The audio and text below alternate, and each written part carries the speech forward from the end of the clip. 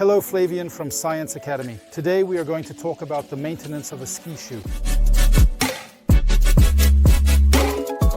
This maintenance is really very essential to thoroughly and carefully preserve the shoe over time.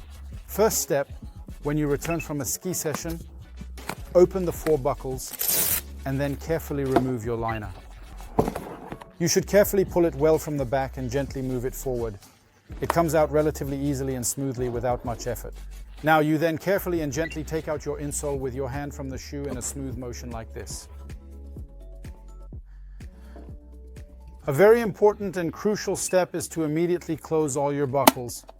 Plastic reacts to heat, so if you leave the shoe buckles open, you will end up with a shoe that is completely open and will have difficulties closing it next time.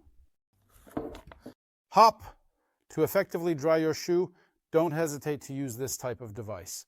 It is an electric device that you insert into the shoe, allowing it to dry your shoe quickly and efficiently. You simply slide it inside each shoe, and then you will have a dry shoe in 3 to 4 hours. The purpose of this is to limit bacterial proliferation and to preserve the slipper for as long as possible.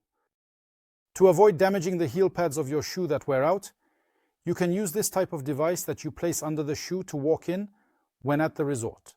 Once the shoe is dry, you can put the different elements back in. First, we carefully place the insole back into the shoe, ensuring it fits snugly and securely. Once the insole is properly positioned, we can then proceed to gently reopen the shoe, making sure all parts are aligned correctly.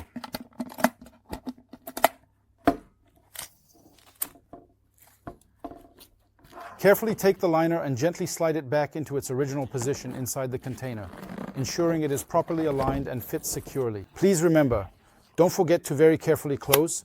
Rule number 1, the hooks, and then we can safely store the shoes in a shoe bag designed specifically for this very important purpose. The purpose of the shoe bag is to limit dust while still allowing breathability so that it doesn't start to rot again inside the shoe. Always store the shoe in a clean, dry place, away from light and at room temperature. By doing everything we've just seen, you can maximize the preservation of your shoe. If you're interested, feel free to check out our 2 other videos on running shoes and hiking shoe maintenance.